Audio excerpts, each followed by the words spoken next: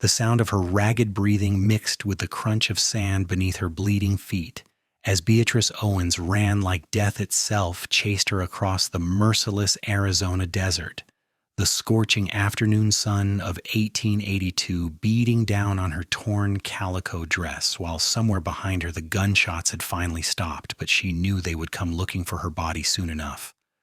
Her lungs burned with each desperate gasp of the dry summer air.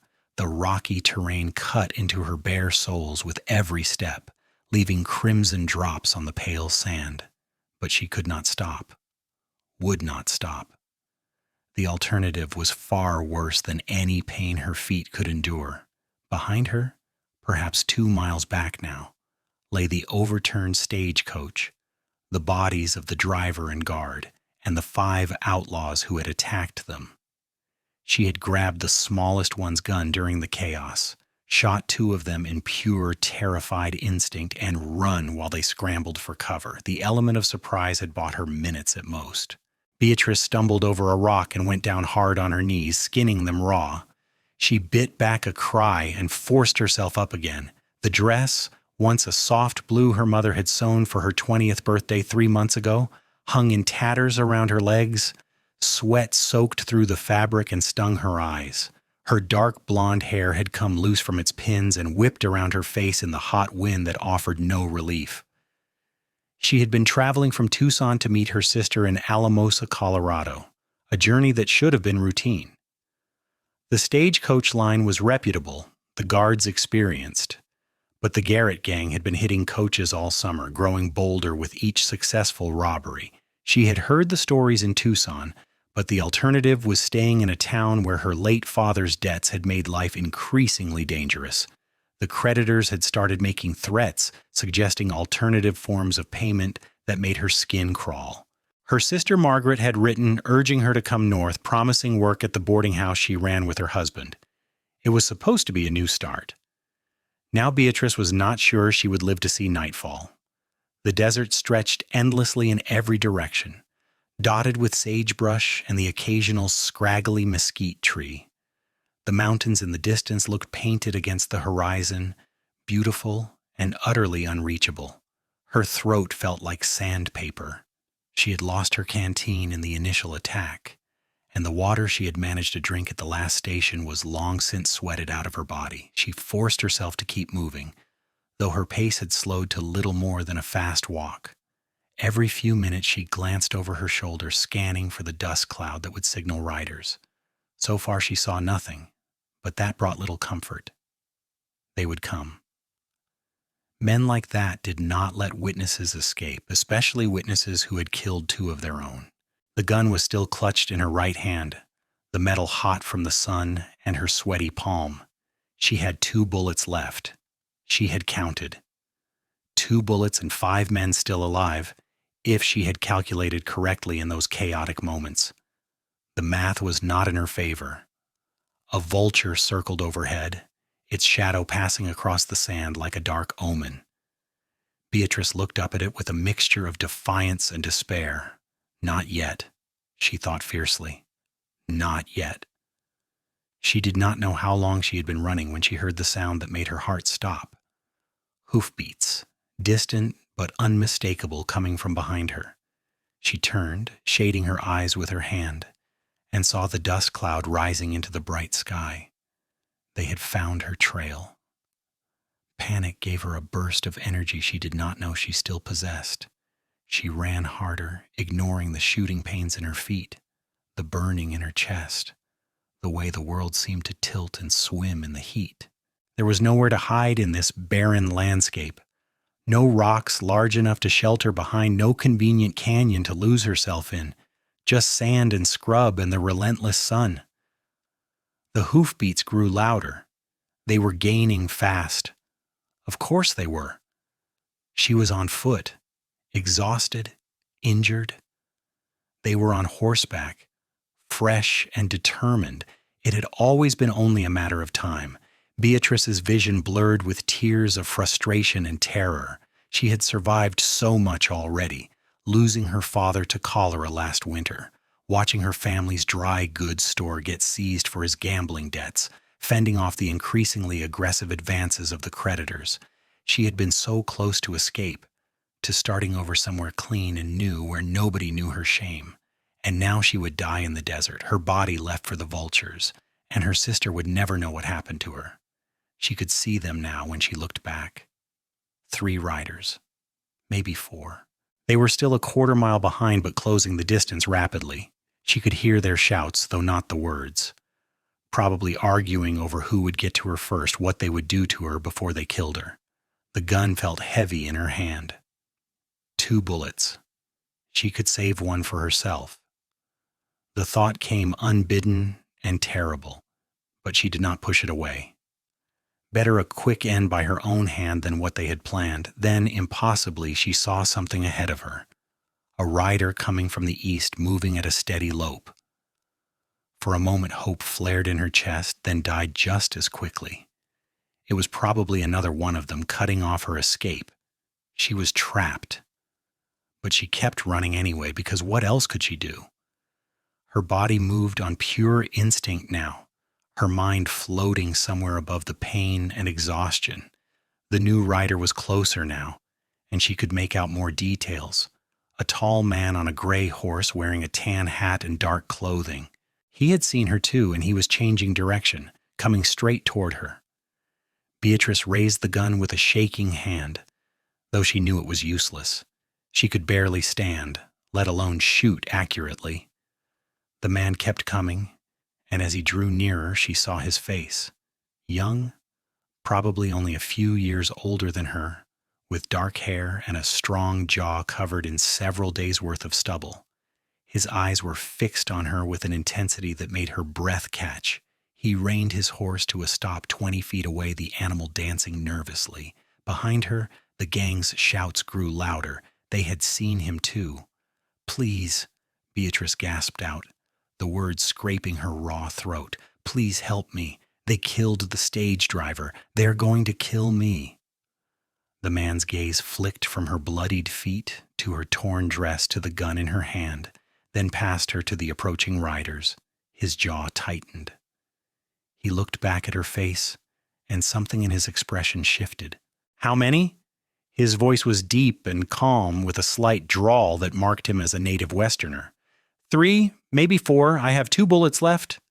She swayed on her feet, the world tilting dangerously. He made his decision in an instant. He swung down from his horse and pulled off his boots with quick, efficient movements. "Put these on now." Beatrice stared at him in shock. What?" "My boots. Put them on. You cannot ride barefoot, and we need to move fast." He was already striding toward her in his socks, which would be ruined on this terrain in minutes. "I cannot take your boots." Even as she said it, she knew how absurd it sounded. She was about to die, and she was worried about this stranger's footwear. "You can, and you will." He reached her and pressed the boots into her hands. They were still warm from his feet. Well-worn leather that had been oiled and cared for. Good boots. Expensive. "Hurry!" The riders were close enough now that she could hear individual voices. "There she is!" "Who the hell is that?" "Does not matter, kill him too." Beatrice's hands shook so badly she could barely grip the boots, but desperation drove her. She jammed her bleeding feet into them. They were far too large, but they were better than nothing. The man steadied her with a hand on her elbow, his touch surprisingly gentle despite the urgency of the moment. "Can you ride?" he asked. "Yes." It was not quite true. She had ridden occasionally as a child, but never well and never in years. But she would have said yes to anything right then. "Good enough." He boosted her up onto his horse with seemingly no effort, then grabbed the saddle horn and swung up behind her in one fluid motion. His arms came around her to grab the reins, and she felt the solid warmth of his chest against her back. "Hold on," he said into her ear, and then they were moving. The gray horse was fast and sure-footed, responding to its rider's commands with the kind of trust that came from years together. They flew across the desert, sand kicking up behind them. Beatrice clutched the saddle horn with both hands, the gun pressed between her palm and the leather. Behind them, the gang gave chase, their horses pushing hard. "Who are you?" she asked, having to raise her voice over the wind and the pounding hooves. "Dalton Young," he answered. "Cattle driver, on my way to Alamosa." The coincidence was so striking she almost laughed. "That is where I was heading." "Then I guess we are going the same direction." There was something in his voice that might have been humor under different circumstances. A gunshot cracked behind them, and Beatrice flinched. The bullet went wide, but not by much. "They are getting closer," she said, fear making her voice thin. Dalton did not answer, just urged his horse faster. But Beatrice could feel the animal's laboring breath, see the foam beginning to fleck its neck. The horse had been traveling before it picked her up, and now it carried double weight in desert heat while running flat out. Even a strong animal had limits. Another shot. Closer this time. The gang was spreading out, trying to flank them. Beatrice counted 3 riders, all with guns drawn. Where was the 4th? Or had she been wrong about the number? "There is a canyon about a mile ahead," Dalton said, his voice tight. "Rocky terrain. We can lose them there if we make it." "If we make it." The words hung heavy in the air. The horse stumbled slightly, caught itself, kept running. But Beatrice felt the way Dalton tensed behind her. They both knew the animal could not maintain this pace much longer. "You should leave me," Beatrice heard herself say. "Let me down and you can outrun them." "Not a chance." The words were flat, absolute. "You do not even know me. Why would you risk your life for a stranger?" His arms tightened fractionally around her. "Because it is the right thing to do, and because I looked in your eyes and saw someone worth saving." The simple statement, delivered without poetry or pretension, hit her harder than any flowery declaration could have. This man, this stranger, was willing to die for her because it was right. Because he had looked at her and decided she mattered. Tears stung her eyes again, but for a different reason this time. More gunshots, a whole volley of them. One bullet passed so close Beatrice felt the air move. The horse screamed and surged forward in fear, finding some reserve of energy in pure animal panic. Buildings appeared on the horizon, shimmering in the heat haze. "Is that a town?" Beatrice asked desperately. "Old mining camp," Dalton said, and abandoned 5 years back when the silver ran out. "But there are structures, places to take cover." It was better than nothing. Behind them, the gang was closing the gap. Their horses were fresher, carrying single riders. Math and horseflesh were both against them. They thundered into the ghost town with the gang less than 100 yards behind.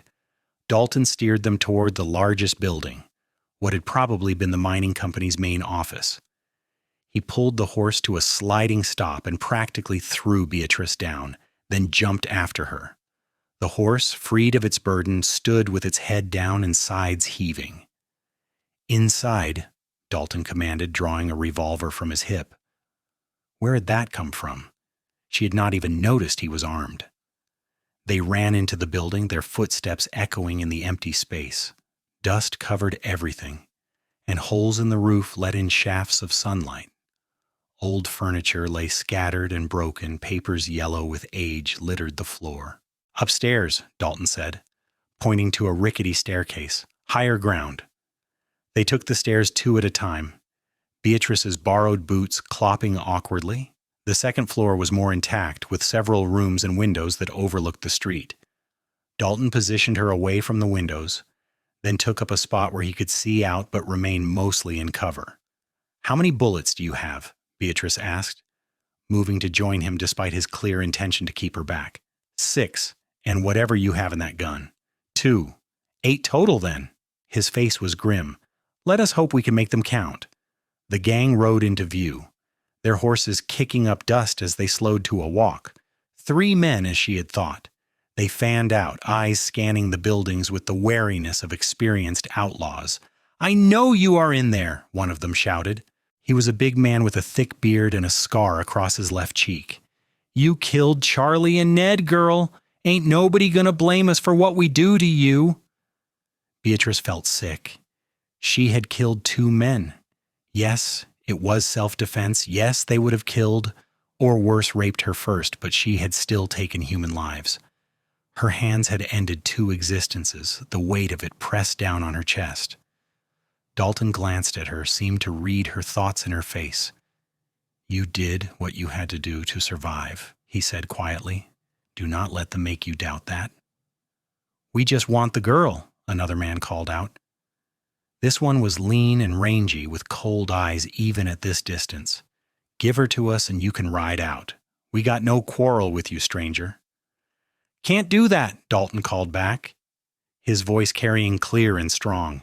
"Then you are a dead man," the third rider shouted. He was younger than the others, probably not even 30, with red hair and a mean twist to his mouth. "Plenty have tried," Dalton responded. "I am still here." The standoff held for a long moment. Beatrice was acutely aware of Dalton's breathing beside her, the smell of leather and horse and male sweat, the way his hands stayed steady on his gun while hers shook. She wondered who he was, this man who had given her his boots and his horse and was now prepared to give his life. A cattle driver, he had said, but cattle drivers did not typically move with this kind of lethal grace, or face down 3 armed men with such calm. The scarred man made a gesture, and the 3 outlaws split up. One stayed in the street, providing cover. The other 2 dismounted and started moving toward the building, using the scattered structures as cover. "Here we go," Dalton murmured. "Stay down.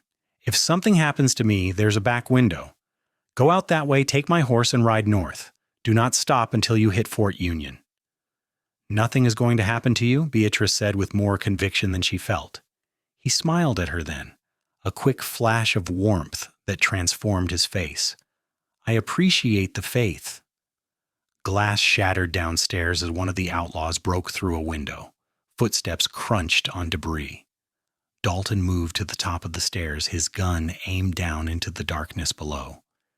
Beatrice crept to a different window, the one overlooking the side street, and saw the red-haired outlaw creeping along the wall toward a side entrance. "One coming in from the right," she whispered. Dalton nodded, divided his attention between the 2 threats.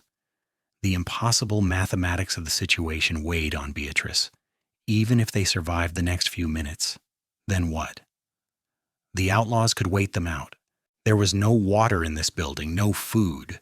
The sun would set eventually, and darkness would favor the attackers. The footsteps downstairs grew louder. Whoever it was made no attempt at stealth now. Heavy boots on wood, the sound of furniture being shoved aside. Then a voice, the lean man with cold eyes. "Nowhere to run, cattle boy. Come on down and let us settle this like men." Dalton did not bother answering. His eyes tracked the sounds, his gun never wavering. A gunshot exploded from downstairs, the bullet coming up through the floorboards not 6 inches from where Dalton stood. He moved instantly, firing twice down the stairwell in return. A cry of pain, a heavy thud, 1 down. But the red-haired outlaw took advantage of the distraction to kick in the side door. Beatrice saw him through the window, saw him entering the building below. In seconds, he would be on the stairs, and Dalton was still focused on the first threat. She did not let herself think. She raised the gun, sighted through the window, and fired.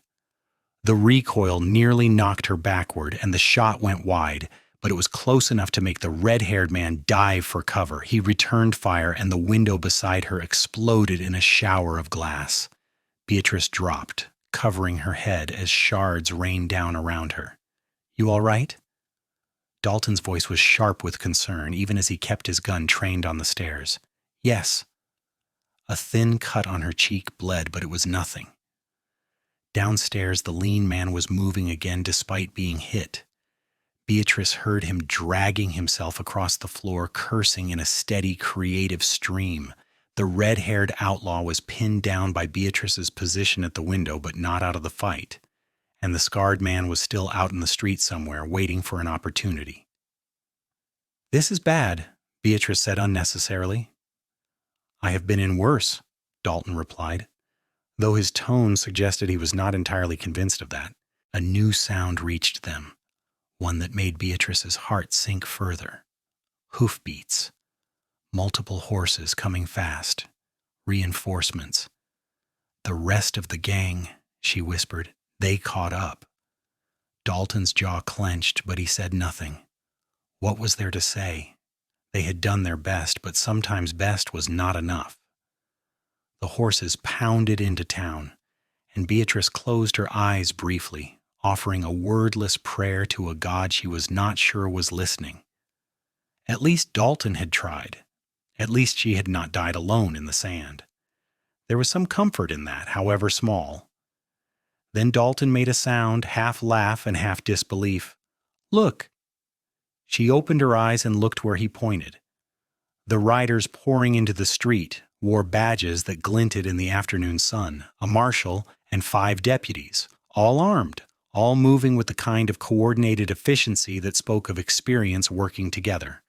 The scarred outlaw took one look at the lawman and made a run for his horse. He did not make it 3 steps before a deputy's shot took him in the leg and dropped him screaming to the dirt.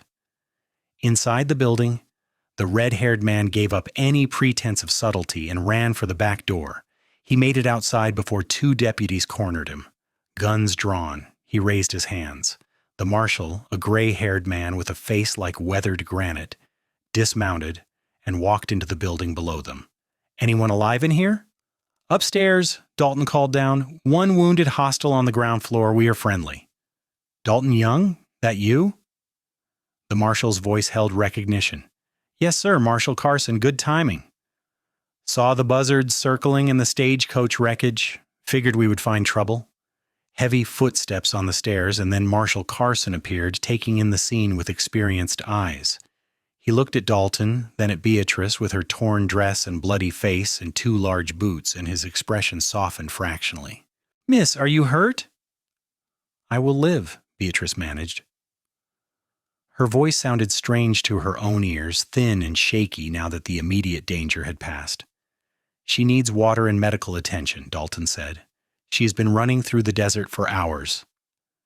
Get her downstairs, Carson ordered. Jenkins has canteens and a medical kit. The next hour passed in a blur. Beatrice sat in the shade of the old mining office while a deputy named Jenkins, who had some medical training, cleaned and bandaged her feet. She drank water in careful sips, fighting the urge to gulp it down too fast. Other deputies rounded up the surviving gang members and saw to their wounds with efficient impersonality. The lean man Dalton had shot would live, though he had taken a bullet through the shoulder. The scarred man's leg wound was clean, the bullet having passed through the meat of his thigh without hitting bone or major vessels. Marshal Carson took statements from both Beatrice and Dalton, his pencil scratching in a worn notebook. When Beatrice described the attack on the stagecoach, her voice broke. The driver had been a friendly older man named Patterson who had told her about his grandchildren. The guard was younger, nervous, on only his 3rd run, both dead in seconds when the shooting started. The Garrett gang has been hitting coaches all summer, Carson said grimly. You are the first witness to survive. Your testimony will help us make sure these men hang. The casualness with which he spoke of execution made Beatrice feel queasy, but she understood it was justice.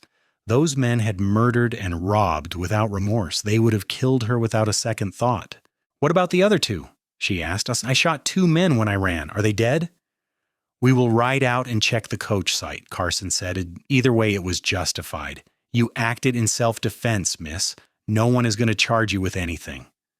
It should have been a relief, but Beatrice just felt numb. She had killed men. The law said it was right, but her hands still felt stained. Dalton sat beside her in the shade, drinking water from his own canteen. She noticed he had taken his boots back at some point, though he had insisted she keep them on until the deputy finished bandaging her feet. Now she sat in borrowed socks, her feet wrapped in clean white bandages that would soak through with blood if she tried to walk. Thank you, she said quietly. You saved my life. You risked everything for someone you never met. He looked at her with those intense, dark eyes. You already thanked me. And I already told you why I did it. Because it was right, she remembered. And because you mattered. He said it simply, as if it were obvious, as if she should have known that she was worth saving. Something in Beatrice's chest, something that had been hard and tight since her father died, loosened just a fraction. She looked at this stranger who had given her his boots and his horse and nearly his life, and felt the first stirring of something she could not quite name. Gratitude, yes, but also curiosity. Who was Dalton Young? What made a man ride into danger without hesitation for someone he did not know? Where were you coming from? She asked. You said you were heading to Alamosa. Cattle drive from Texas, he explained. We brought 2,000 head up to the Colorado ranges. I hired on 6 weeks ago in Fort Worth. The drive ended 2 days ago, and I collected my pay. Figured I would head up to Alamosa, see if any of the big ranches there were hiring for the winter. You are not from Colorado? Not originally. Grew up in Missouri, left when I was 16. Been working cattle ever since. He said it matter-of-factly, without elaboration, but Beatrice heard the story behind the words. He had left young, probably running from something, and made his own way in the world through hard work and skill. I am going to Alamosa too, she said. My sister lives there with her husband. They run a boarding house. She offered me work after my father passed. Dalton's expression softened. I am sorry about your father. Thank you. It has been hard. The debts he left behind made staying in Tucson impossible. She did not elaborate on how impossible, what the creditors had suggested, how she had barred her door at night and slept with a knife under her pillow. Some shames were too raw to speak of, even to the man who had saved her life. Marshal Carson approached, tucking his notebook into his vest pocket. Miss Owens, we are going to need you to come with us to the fort. You will need to give a full formal statement, and you will be a witness at the trial, probably not for a few months, but you will need to appear. Beatrice's heart sank. She had been so close to leaving all the ugliness behind, starting fresh where nobody knew her history. Now she would be tied to this violence, have to relive it in a courtroom, face those men again.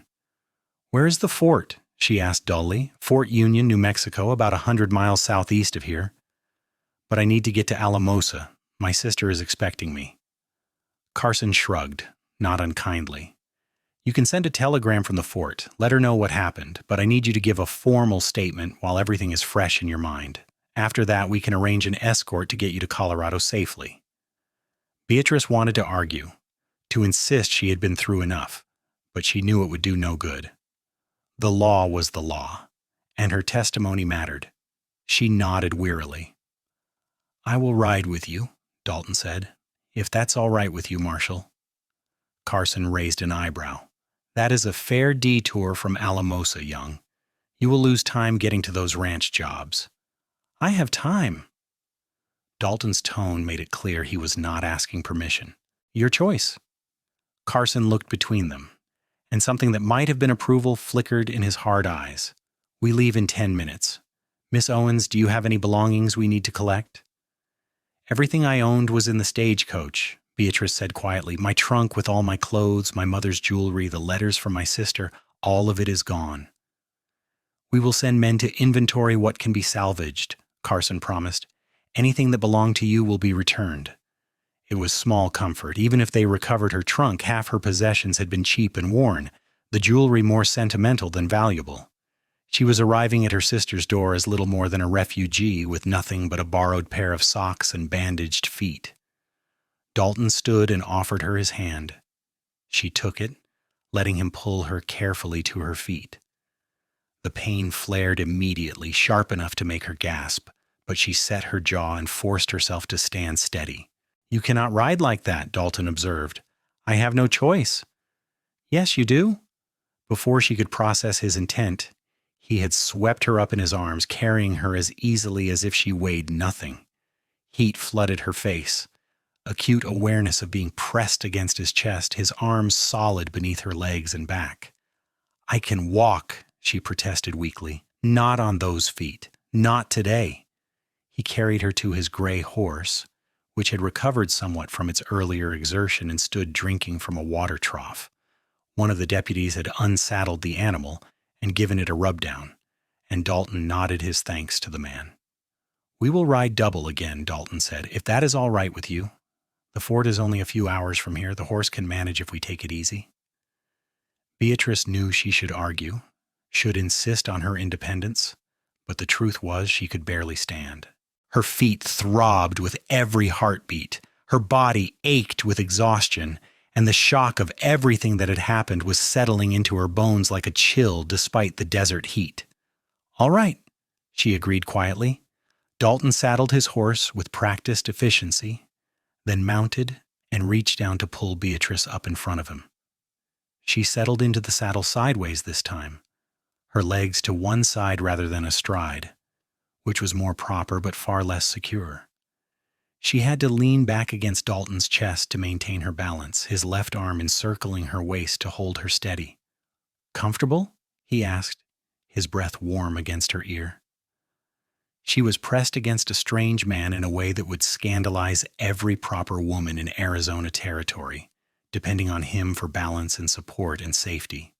But his hold was respectful, his manner careful, and she felt safer than she had in months. "Yes," she said. "Thank you." The ride to Fort Union was long and uncomfortable despite Dalton's best efforts to make it bearable. The sun beat down relentlessly, and Beatrice's dress, already torn and filthy, grew stiff with dried sweat. Her feet throbbed in constant rhythm with the horse's gait. She drifted in and out of awareness, exhaustion pulling her under despite the discomfort. At some point, she realized she was leaning heavily against Dalton, her head on his shoulder, and jerked upright. "Easy," he murmured. "You can rest. I have got you." "It is not proper," she said, but the words came out slurred with fatigue. "Propriety can wait until you are safe and fed and rested. Sleep if you need to." She should have resisted, should have stayed alert, but her body had reached its limit. The gentle rocking motion of the horse, the solid warmth of Dalton behind her, the exhaustion that went bone deep, all combined to pull her under. She slept, and if she dreamed of gunfire and blood and the endless desert, she did not remember when she woke. Fort Union rose out of the landscape like a promise of civilization. The adobe walls glowed golden in the late afternoon sun, and Beatrice could see soldiers moving along the ramparts. The gate stood open, and a flag snapped in the wind above the main building. "Almost there," Dalton said gently, and Beatrice realized she must have just woken. She felt disoriented, her mouth dry and her body stiff from being in one position for hours. They rode through the gate into the fort's courtyard. Soldiers stopped to watch the bedraggled group, taking in the prisoners in chains, the exhausted lawman, the woman in Dalton's arms. Beatrice kept her eyes down, suddenly acutely aware of how she must look, what they must think. Marshal Carson dismounted and spoke briefly with an officer who nodded and gestured toward one of the buildings. The marshal returned to Dalton's horse. "Lieutenant Morrison is arranging quarters for Miss Owens," he said. "The post surgeon will see to her once she is settled. Young, you can stable your horse and get yourself a bunk if you want. We will take formal statements in the morning when everyone has rested." Dalton carefully lowered Beatrice to the ground, then dismounted and steadied her with a hand on her elbow.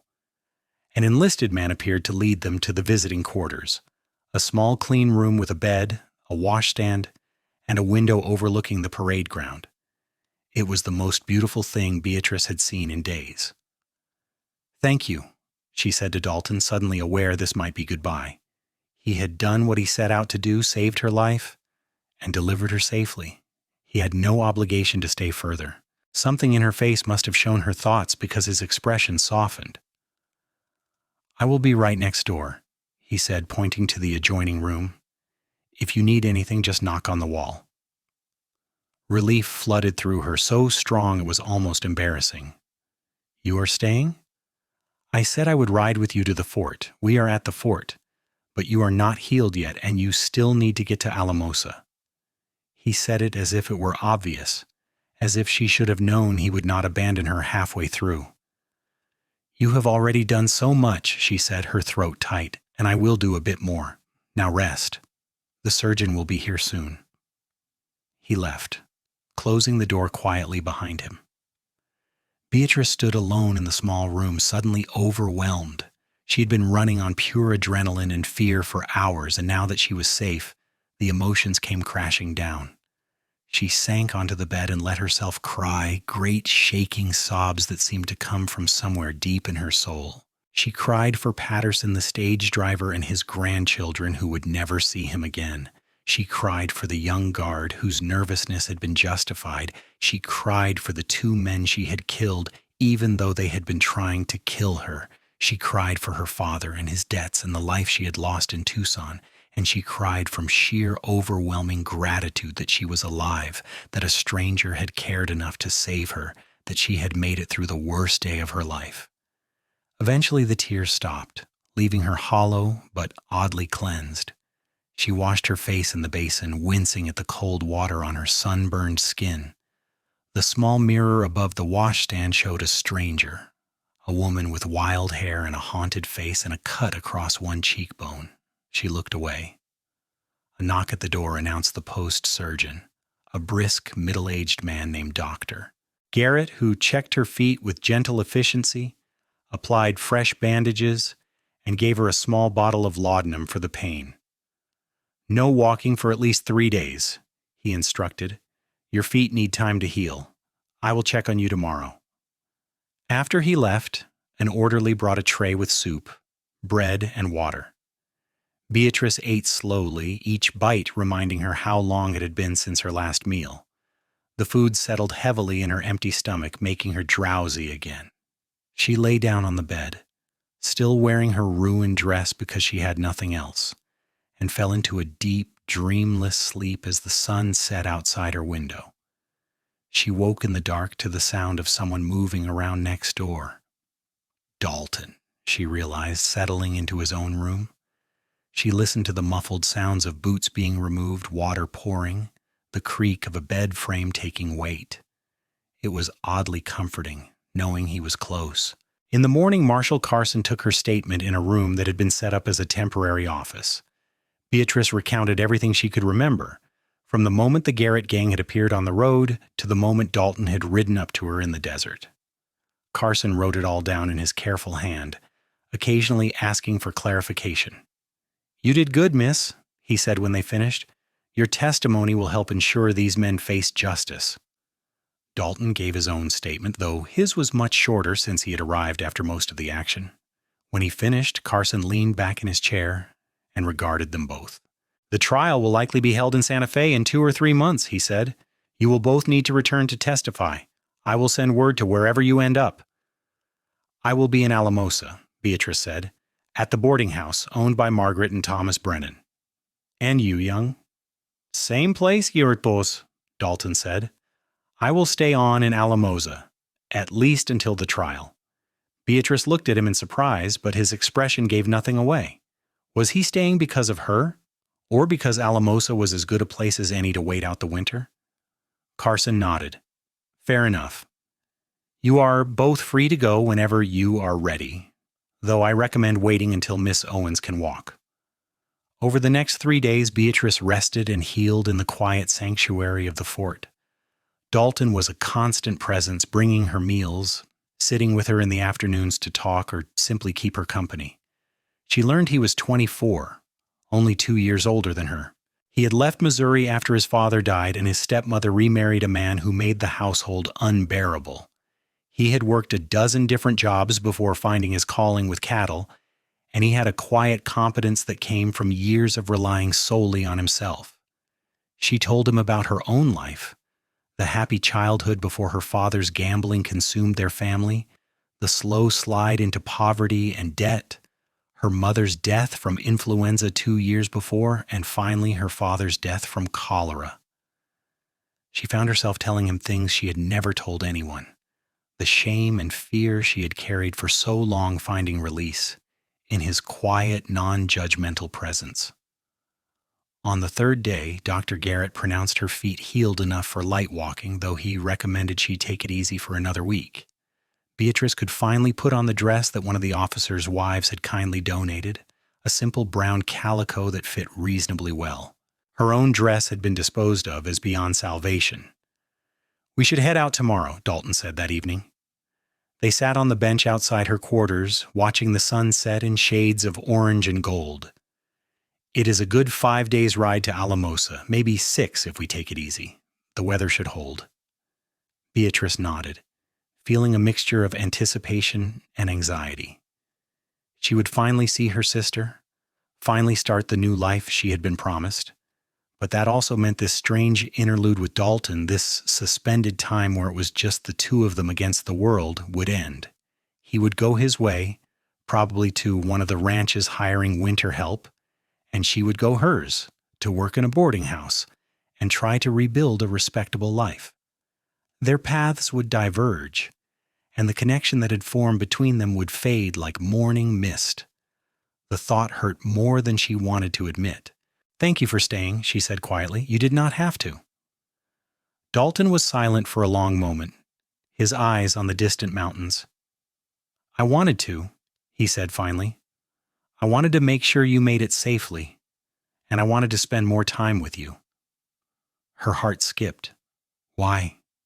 He looked at her then, his dark eyes serious. "Because when I saw you running across that desert barefoot and terrified but not giving up, I saw the bravest person I had ever met. And when I talked to you, I found someone I wanted to keep talking to, someone who made me think that maybe there was more to life than the next cattle drive, the next paycheck." Beatrice could not breathe.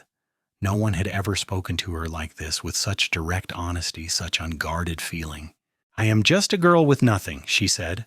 "No money, no prospects, a family name tainted by debts and scandal. Why would you want anything to do with me?" "Because you are brave and strong and you survived," he said simply.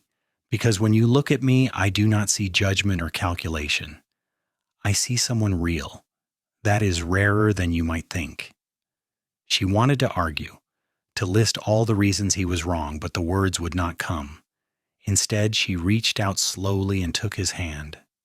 He laced his fingers through hers, his grip warm and solid, and they sat in silence as the stars came out overhead. They left Fort Union the next morning on 2 horses, the second one a gentle mare that Marshal Carson had arranged for Beatrice to borrow.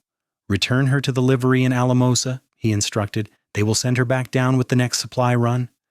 The ride to Colorado was long but peaceful.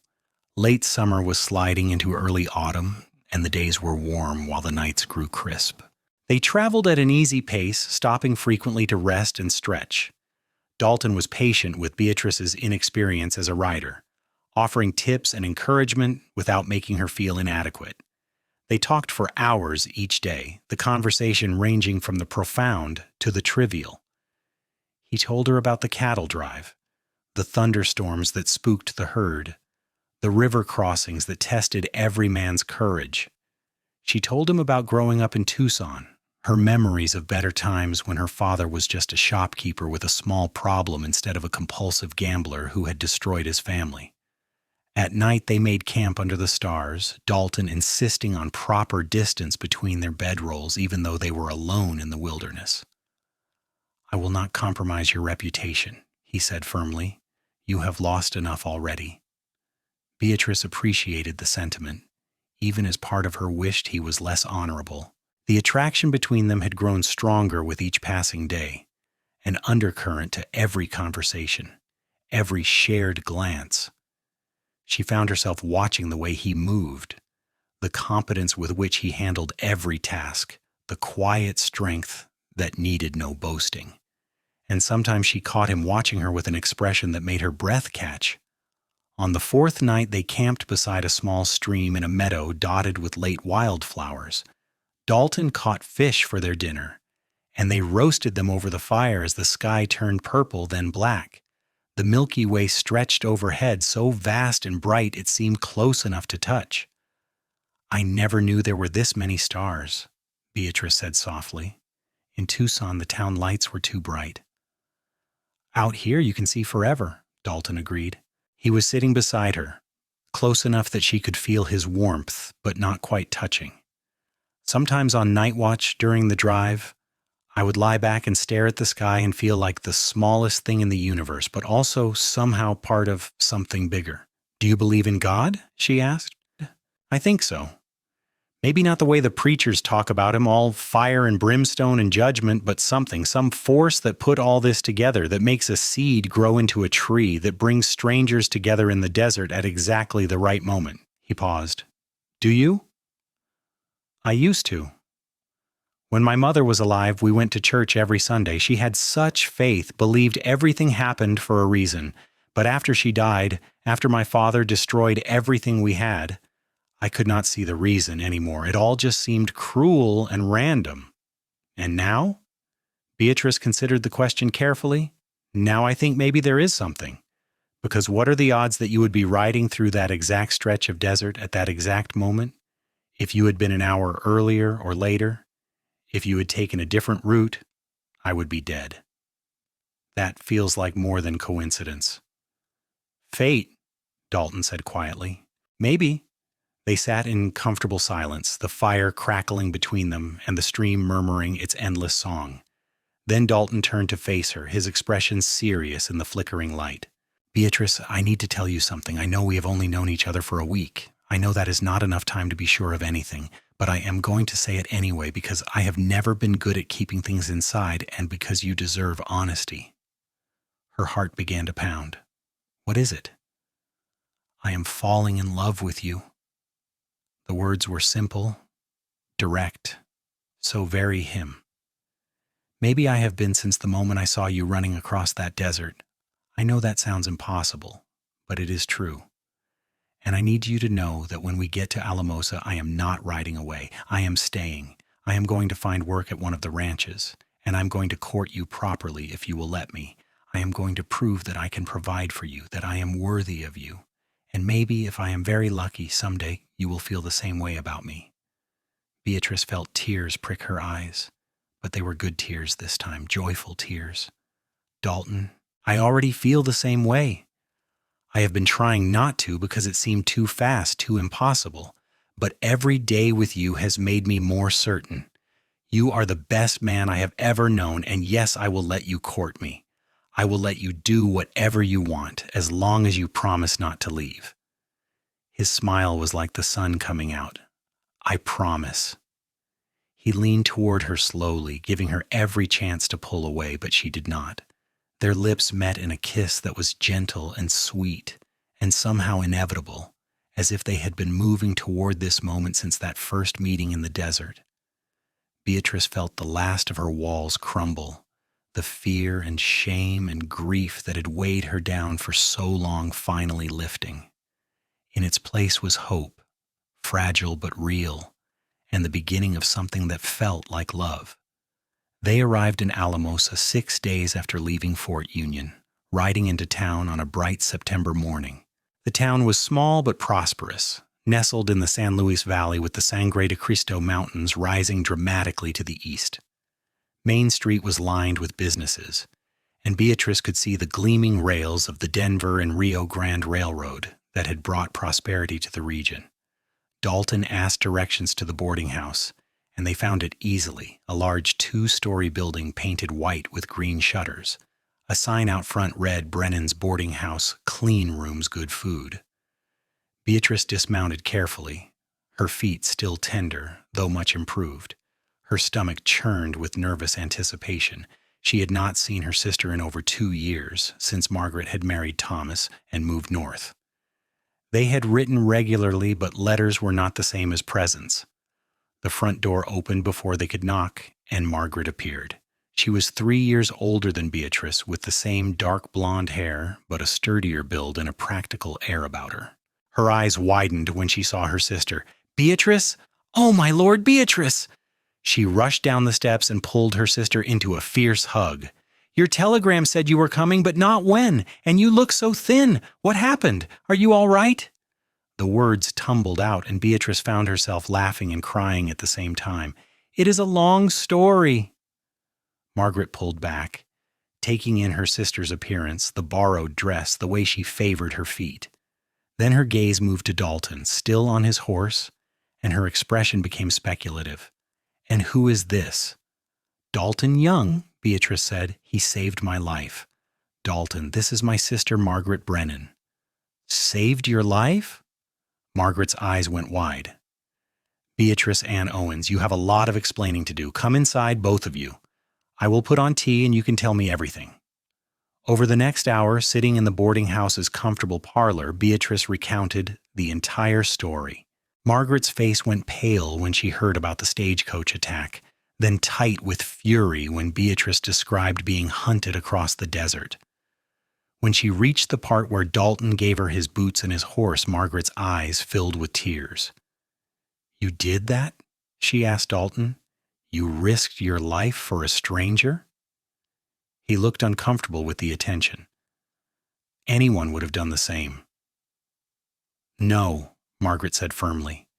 "They would not have. Most men would have ridden past, not wanting to get involved. You're either very brave or very foolish, and I am leaning toward brave." She stood and walked over to him, then did something that clearly surprised him. She hugged him. "Thank you for bringing my sister home safely. You will always have a place at this table."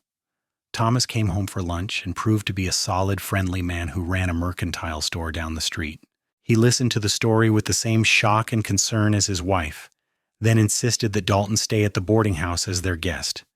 "No charge," he said when Dalton tried to protest. "You saved Beatrice. That makes you family." Dalton accepted with quiet gratitude, and Beatrice felt another weight lift from her shoulders. He would be close, at least for a while. Over the next few weeks, they all fell into a routine. Beatrice helped Margaret run the boarding house, cooking and cleaning and managing the books. Her feet healed completely, leaving only faint scars as reminders of that desperate run through the desert. Dalton found work at the Running Creek Ranch, one of the largest cattle operations in the valley. He was gone during the days but returned each evening for dinner, and afterward he and Beatrice would walk through town or sit on the porch and talk.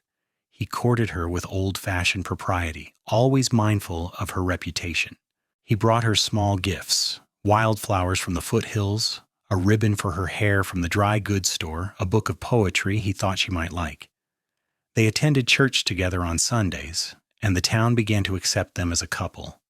Beatrice knew there was gossip about her arrival, the dramatic circumstances of their meeting, but Margaret deflected it with the fierce protectiveness of an older sister. The attraction between them grew stronger with each passing day. Dalton would touch her hand, and she would feel it all through her body. His kisses, stolen in private moments, left her breathless and wanting more, but he never pushed for more than she was ready to give, never took advantage of her obvious feelings for him.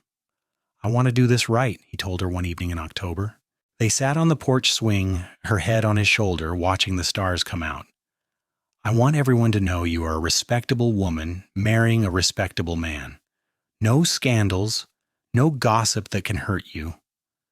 "I do not care what people think," Beatrice said, though she knew it was not entirely true. She had lived with shame and whispers for too long not to care. "Maybe not, but I care." He tilted her chin up so she met his eyes.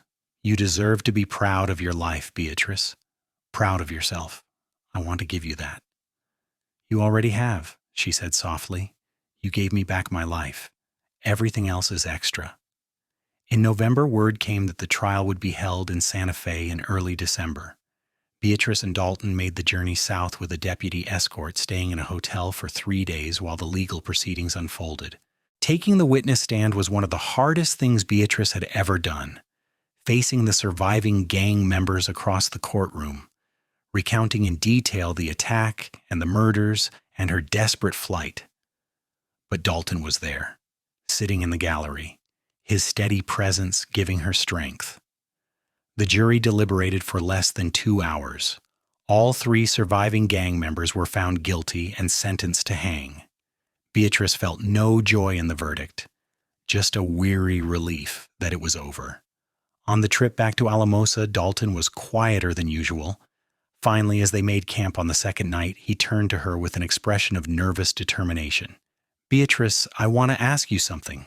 I have been planning to wait until spring to give you more time, but I cannot. I need to know if there is a future for us or if I should start preparing to move on." Her heart began to pound. "What are you asking?" He reached into his pocket and pulled out a small box. Inside was a ring, simple gold with a small blue stone. "It is not much," he said. "I spent most of my savings on it, but I wanted something real to give you. Beatrice Owens, will you marry me? Will you let me spend the rest of my life making you happy, keeping you safe, loving you with everything I have?" Tears streamed down her face, but she was smiling. "Yes. Yes, of course, yes." He slipped the ring onto her finger, and it fit perfectly. Then he kissed her, and this kiss was different from all the others, deeper and more urgent, a promise of all the nights to come.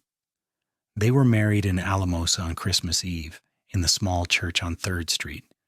Margaret cried through the entire ceremony. Thomas gave Beatrice away.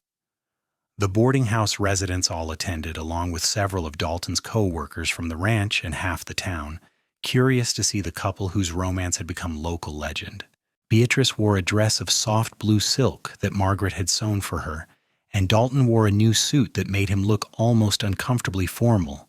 But when he said his vows, his voice was steady and sure, and when he kissed her as man and wife, the whole church erupted in applause.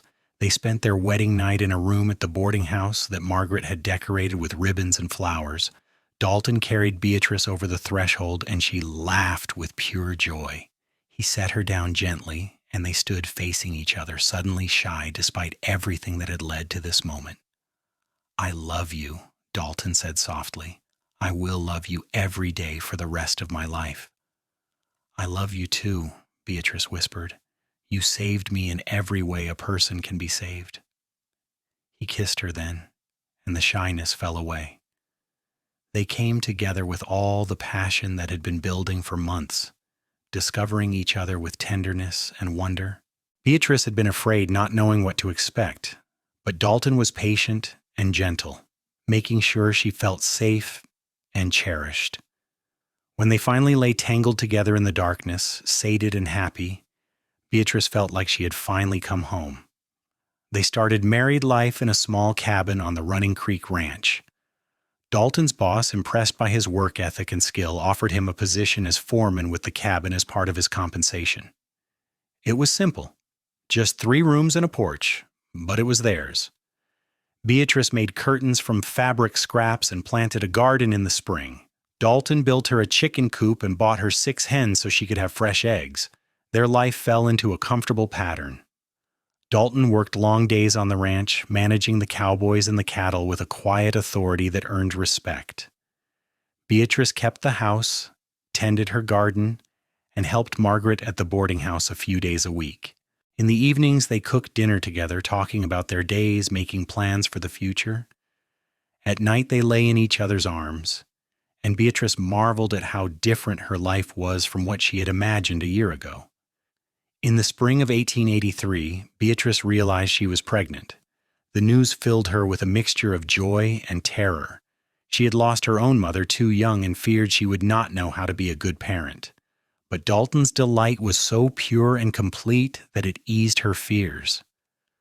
"We will figure it out together," he promised, his hand resting on her still flat stomach. "We have gotten through worse than this." Their son was born in November during the first snowstorm of the season. The labor was long and difficult, but Margaret was there, and the doctor from town, and most importantly Dalton, holding her hand and murmuring encouragement until the baby finally came, squalling and red-faced and perfect. "He has your eyes," Beatrice said, exhausted but happy as Dalton held his son for the first time. "And your stubbornness, if that cry is any indication," Dalton replied, but his voice was thick with emotion.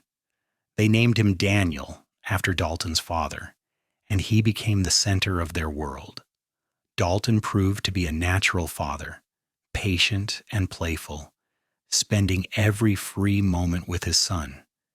Beatrice watched them together and felt her heart expand in ways she had not known were possible. 2 years later, a daughter arrived, smaller and quieter than her brother had been.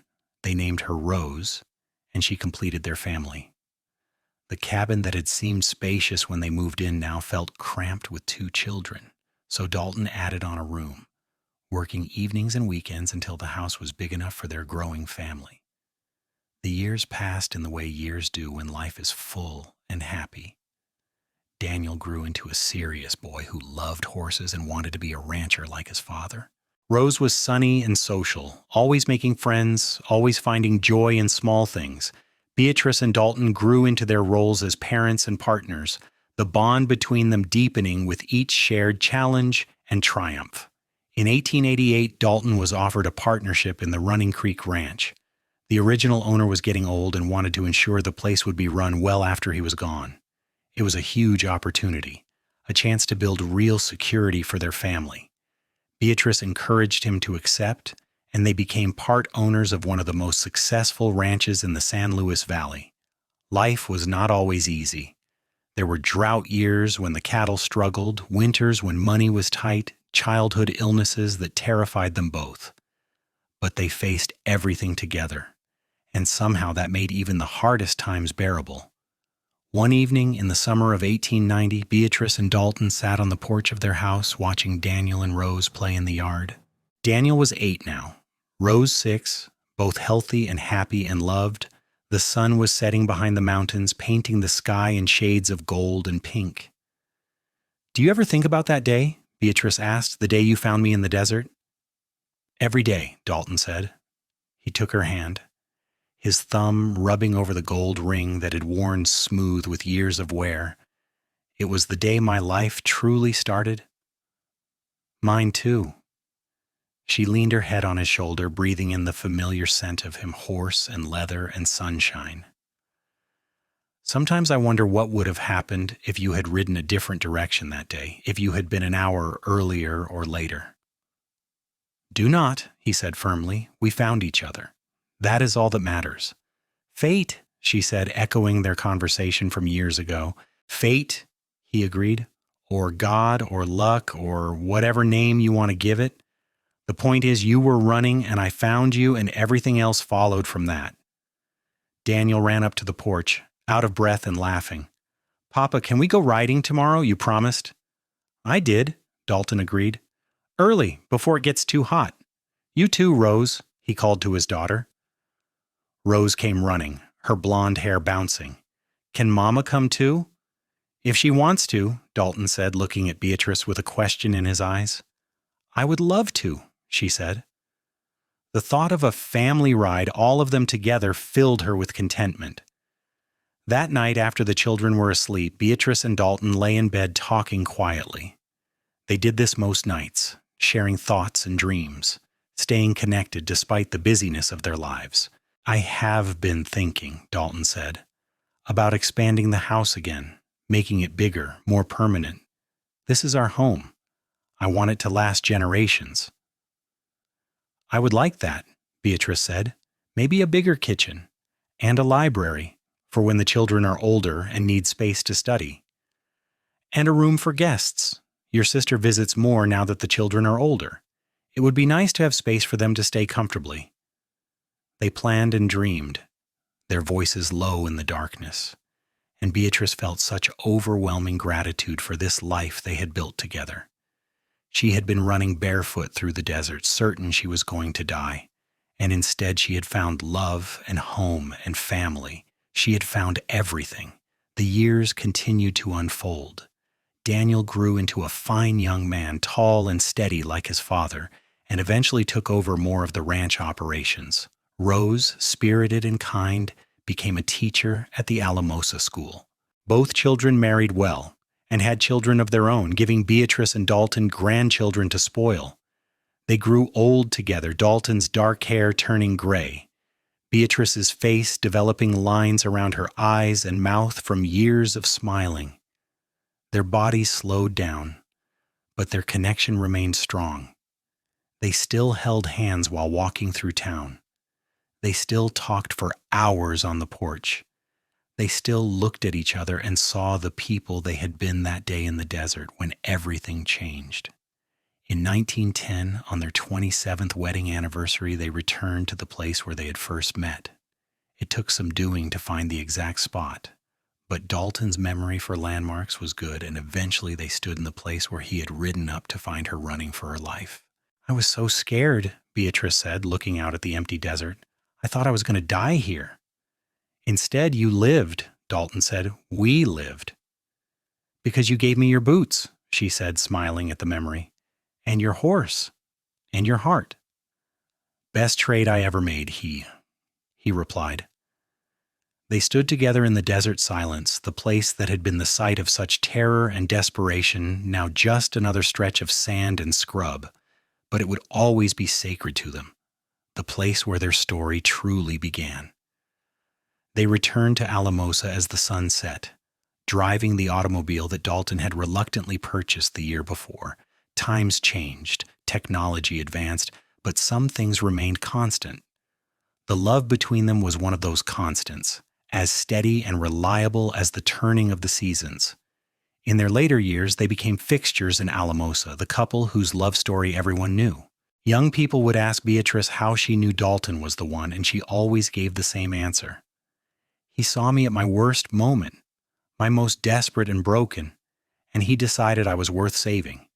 Not because of what I could give him, not because of what I looked like or what family I came from, just because I mattered. That is how I knew. And when people asked Dalton why he had risked his life for a stranger, he always smiled and said, because when I looked in her eyes, I saw my future. I just did not know it yet. They lived to see the automobile become common, to see airplanes in the sky, to see the world change in ways they could never have imagined in 1882. But through all the changes, they remained anchored to each other, the cowboy and the woman he had found running barefoot through the desert. Dalton died peacefully in his sleep in 1921 at the age of 63. Beatrice held his hand as he slipped away, her tears falling on their joined fingers. She lived 3 more years, long enough to see all her grandchildren grown, long enough to know that the family she and Dalton had built would continue long after she was gone. When she died in 1924, the town of Alamosa mourned. The funeral was packed. 3 generations of family and friends gathered to say goodbye to a woman who had survived the worst and built a life of beauty and love from the ashes of her old existence. They buried her beside Dalton in the Alamosa cemetery, under a tree they had planted together years before. The headstone was simple, just their names and dates, and a single line that captured their entire story. She was running. He found her. Love followed. And in the years that followed, when people walked past that grave and asked about the couple buried there, the old-timers would tell the story about the barefoot woman running for her life across the Arizona desert in 1882, about the cowboy who gave her his boots and his horse and eventually his heart, about the love that grew from that desperate moment, strong enough to last a lifetime and beyond. It became a legend in Alamosa, passed down through generations. Some of the details changed with each telling, embellished or forgotten, but the heart of the story remained true. A stranger had needed help, and another stranger had provided it without question or hesitation.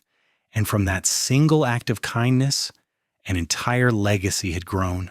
Their children and grandchildren thrived. The Running Creek Ranch remained in the family, passed down through the generations. The house Dalton built and expanded over the years still stood, filled with the descendants of that cowboy and that desperate woman he had saved.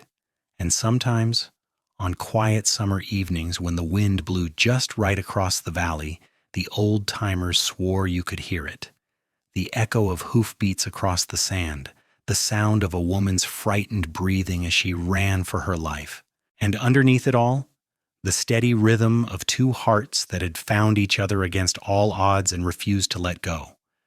The desert had tried to claim Beatrice Owens that day in 1882, but Dalton Young had other plans. He gave her his boots so she could stand. He gave her his horse so she could ride.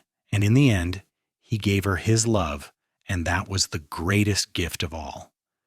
Their story became part of the fabric of the West, one of those tales that captured everything about the era. The danger, the hardship, the casual violence, but also the kindness, the courage, the capacity of the human heart to find connection even in the most unlikely circumstances. Young couples in love would visit their grave, seeing in Dalton and Beatrice's story a reflection of their own hopes and dreams. Old couples would come too, remembering their own unlikely meetings, their own moments of fate or chance that had brought them together, and the story endured, passed down not just in Alamosa but throughout the region, taking its place among the legends of the West. The gunfighters and the pioneers, the gold strikes and the cattle drives, and the cowboy who gave a barefoot woman his boots and found his destiny in the desert. Years turned into decades, and the West changed beyond recognition. The frontier closed, the wild places were tamed, and the way of life that Dalton and Beatrice had known faded into history, but their love story remained, a reminder that even in the hardest times, even in the most desperate circumstances, human kindness and connection could flourish. Their great-grandchildren, living in a world of automobiles and electric lights and indoor plumbing, would gather to hear the story told by those who had known Dalton and Beatrice personally. And in the telling, the Old West came alive again. The danger and the beauty, the hardship and the hope, all of it preserved in the story of two people who had found each other when they needed it most. The boots Dalton had given Beatrice that day in the desert, worn and patched but carefully preserved, eventually made their way to a museum in Denver. They sat in a glass case with a small placard telling their story, and visitors would stop to read about the cowboy and the barefoot woman and the love that had grown from a single act of kindness. Children on school trips would press their noses to the glass, marveling at the old leather boots, trying to imagine the desert and the danger and the moment when everything changed. Their teachers would use the story to illustrate the values of compassion and courage, showing how one person's choice to help could ripple out through time, affecting generations yet unborn. The house in Alamosa, expanded and renovated over the decades, remained in the family until the 1960s, when the last of Dalton and Beatrice's direct descendants moved to California. It was sold to a historical society and turned into a museum, preserved as an example of ranch life in the late 19th century. Visitors could walk through the rooms where Daniel and Rose had grown up, see the kitchen where Beatrice had cooked countless meals, stand on the porch where she and Dalton had spent so many evenings talking and dreaming. And in the master bedroom, above the bed, hung a painting that Rose had commissioned in her later years. It showed a vast desert landscape under a blazing sun, and in the center, two figures. A woman in a torn dress, barefoot and exhausted, but still running, and a man on a gray horse riding toward her with his hand extended, the moment before everything changed, the moment when two lives intersected and became one story. The painting became iconic, reproduced on postcards and in books about the Old West. People who had never heard the full story would see that image and feel its power, the desperation and the hope captured in brushstrokes and color. But for those who knew the real story, who understood what came after that moment in the desert, the painting meant something more. It was a reminder that life could turn on a single instant, that fate or providence or simple human kindness could intercede in the darkest moment and change everything that followed. Beatrice had been running barefoot through the desert, certain of death. Dalton had given her his boots, his horse, and ultimately his future. And from that desperate beginning had grown a love that lasted a lifetime, a family that spanned generations, and a story that would be told as long as people believed in the power of love to overcome even the most impossible circumstances. That was the legacy of Dalton Young and Beatrice Owens. Not wealth or fame or great deeds that changed the course of history, just a simple, powerful love story that reminded everyone who heard it that sometimes when you're at your lowest point, running scared with nothing left to lose, that is exactly when grace arrives. Sometimes in the form of a stranger who stops to help. Sometimes in the form of love when you least expect it. And sometimes, if you are very lucky, both at once.